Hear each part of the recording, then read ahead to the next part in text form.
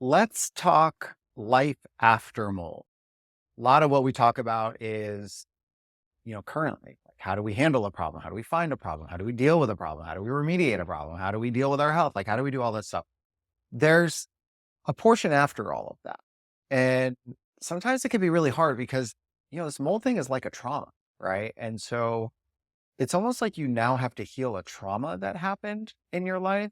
Uh, and like, what do I mean by that? Like, if you're somebody whose health was impacted and it took you time, it took you a year, 2 years, 3 years to get through all of this, you've basically been training yourself to be on edge, to be constantly like afraid of something, to be in your fight or flight, side, the sympathetic side of your nervous system all the time. And when you finally are able to reduce your exposure, start the healing process, like actually start getting better, your brain doesn't always know that that's happening, right? Like our body and our brain are two very different things. Like our body feels stuff, it reacts to stuff. Our brain isn't so black or white like if you cut me, I'm going to start bleeding, right? My brain doesn't have to think about me bleeding. You cut me, I start bleeding, right? You eat something bad for you, you get food poisoning, you throw up, your brain has nothing to do with that, right? But your brain is like taking stock of all this stuff that happens all the time. So now your brain is like, oh, that sharp thing's going to cut me. I got to stay away from that thing. I'm going to start looking around for sharp things, right? Like I don't want sharp things to get me, right? Or you ate, some bad sushi or something and that guy got you food poisoning. Now your friend's like, hey, you want to go for sushi? And your brain's like, whoa, whoa, whoa, whoa. I don't think I want to go eat sushi. Like I need to be on a sushi break. Last time you ate sushi from this place, you threw up. We're not eating any more sushi ever again. And all this stuff is happening in your brain. And so what your brain is doing is taking all of these things that have happened to you and it's creating like self-defense mechanisms that you don't even think about happening. And what I see happen a lot with people is they actually physically start healing the mold issue, right? They fix the house, they start fixing the body, and you start seeing the reduction in the clinical test, right? Your urine mycotoxins are down, your inflammatory markers are down, like whatever else you were looking at is improving, and you're getting better, right? And then off of that, I then see kind of two things. Well, I guess three things. The first thing is the best thing, which is your brain looks at all of that stuff and says, okay, we're getting better. I'm feeling good about stuff, right? I'm going to allow us to now transition into the next part of our life where I'm not freaked out all the time, right? And that does happen for some people, right? Then you get this secondary piece that can maybe happen where your brain like looks at it and, and is like, I don't believe this. I'm scared. My brain is just scared.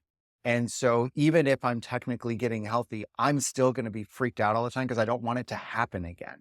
And so you end up on this second path where now your brain and your mind and your mindset has been shifted so much that there's like this whole secondary thing that you have to do to allow your mental capacity to release the trauma so then you can move forward, right? And that's a tough thing for some folks.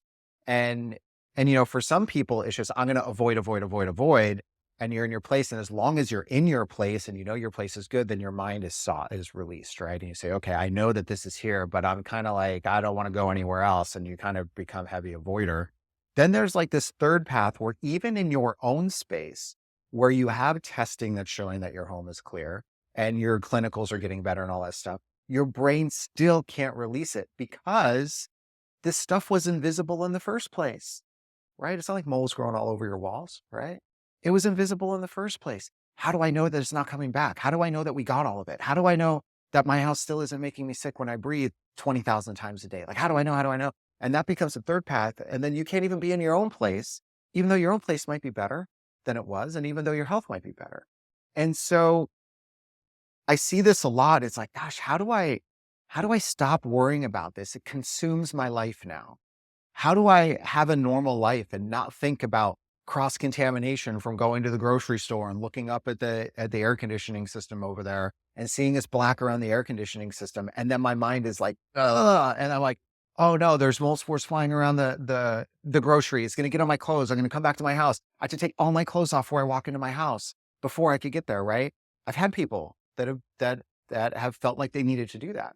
I'm not saying that there's anything wrong with that necessarily, but what I'm saying is that that is something that can happen. And so we have to apply the same type of approach to healing that you do with healing your body, because your mind and your body are two completely different things. And so you can heal your body. And if your mind hasn't accepted the fact that you've healed your body and that the thing that was causing the problem is also handled, then your brain is just going to hold on to it forever. And so I'm not a brain doctor. I'm not a psychologist. I'm not a trauma expert. Like, I'm not going to claim that I'm any of those things. But what I will say is, if you find yourself in this boat where you feel like you're on constant alert all the time and it's really detracting from your quality of life, then what I would suggest is to start looking into how to handle how you're mentally able to kind of move past the trauma that you've had, which will allow all the work that you've done to really kind of set in and you can be where you want to be, right? Now, there's a balance here. There's nothing wrong with being concerned about the sharp thing that cut your arm, right? Like, if I walk into a place and so, there's a sharp thing, like, I'm not going to walk into it. And having that level of awareness is amazing. Otherwise, we would keep walking around and stabbing ourselves all the time when, when we're doing things. So there's a level of awareness that you always need to have, right? And I actually think that once you go through this and you understand it, your awareness is there. It's kind of, it's kind of like the Matrix, right? Like, you didn't know about it until you knew about it, but now you know about it, right? And for some people that they can't handle that, and for some people they're okay with that, right? And I think the same thing happens in real life with us. I am constantly aware of it, right? I don't let it run my life, but I also was not as significantly impacted as maybe some of you listening, right? So this isn't saying that, like, it's right or wrong, or you should, hey, just get over it, right? Like, that's not what we're talking about here, right? But if we're not able to get over it, right? If we're realizing that, gosh, I'm just constantly in this world and I can't release this, then we need to start exploring ways to work on traumas to help remove that. Some of it can be more therapeutic stuff. There's even technology things that can help with that. There's limbic retraining. There's like brain training programs that you can do, and it helps your brain sort of release things and sort of reconnect, the connections. So you're not always like immediately flipping to that response.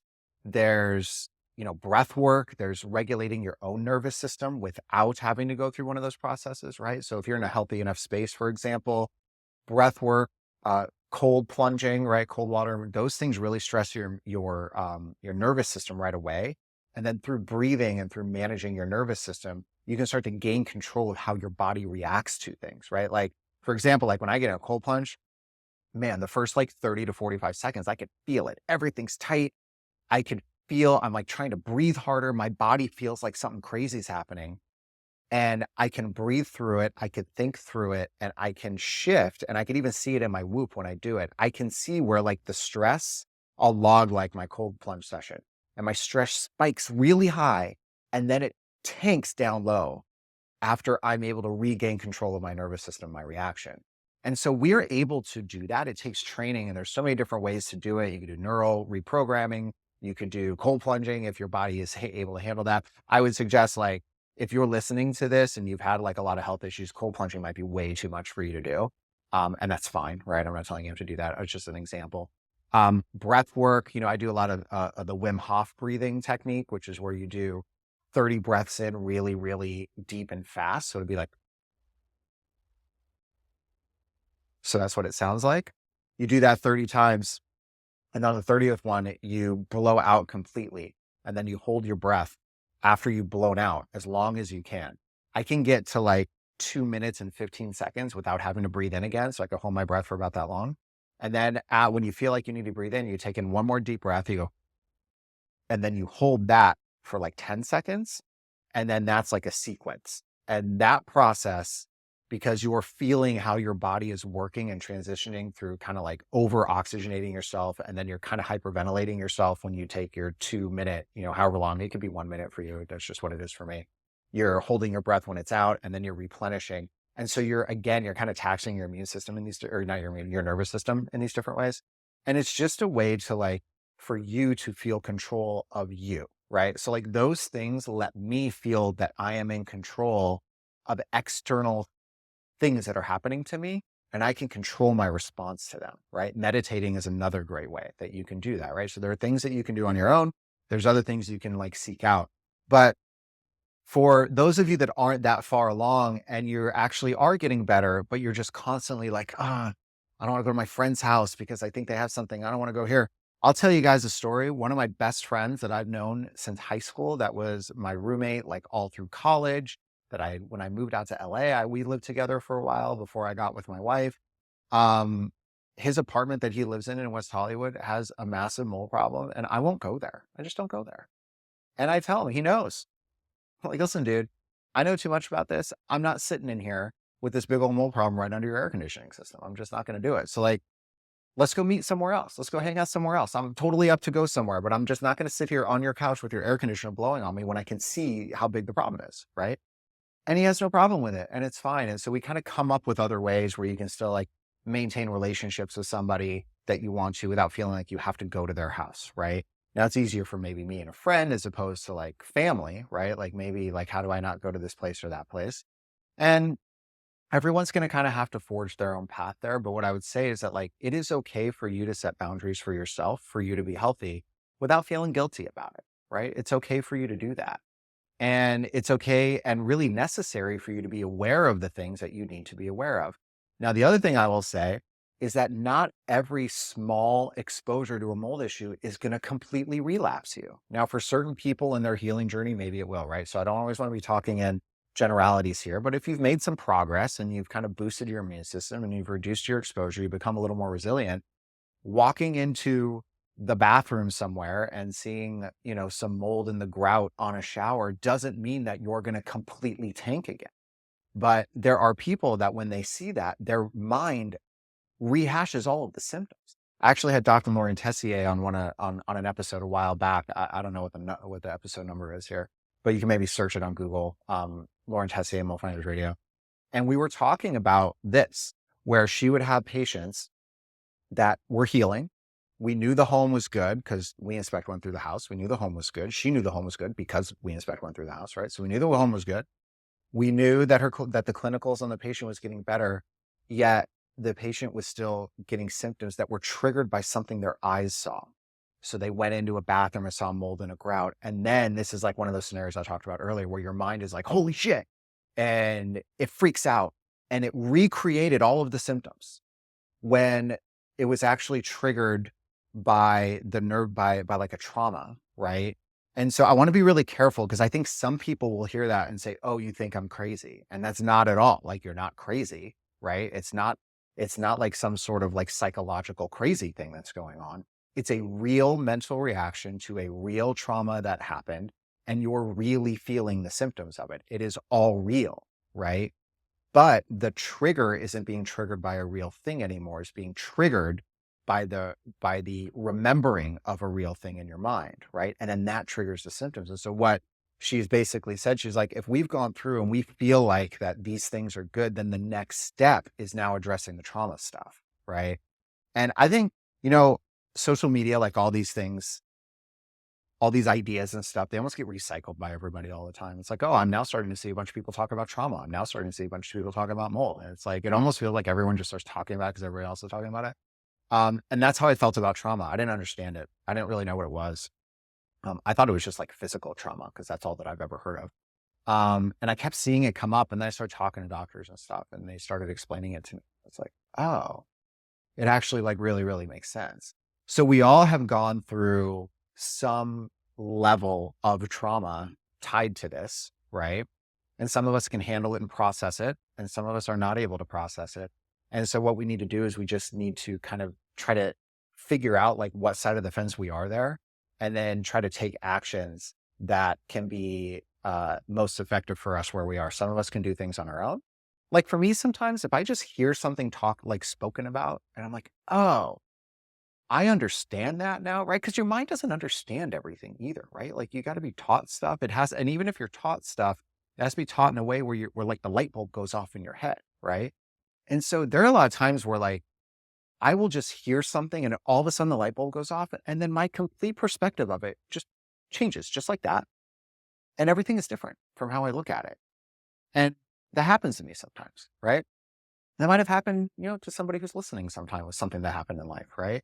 So there's the possibility that just hearing this might trigger that light bulb for somebody. Man, I hope that just hearing this 15 minutes would trigger that light bulb for somebody. If that's all that it is, that's really holding them back, right?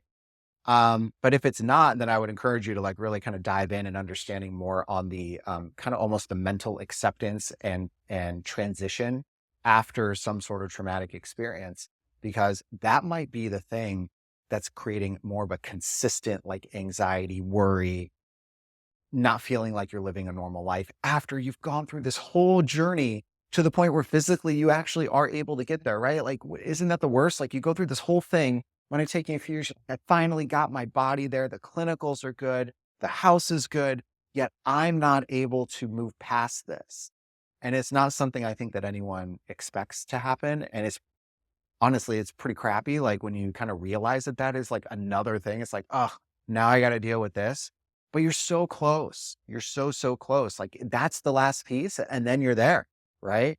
Like the hard stuff almost has happened already. And not saying that this is easy, but this is now just a piece where you can work on yourself and there's not an external influence anymore. Right. And so I think, for anyone listening and feeling like that, hopefully that it feels a little more hopeful than maybe it feels, hopeless. And that's my hope. So anyways, hope this one hits home for you guys. If it does, let me know in the comments of the episode. If you wouldn't mind, rate the episode, give me some comments. Let me know if this landed for you guys. All right. Till next time.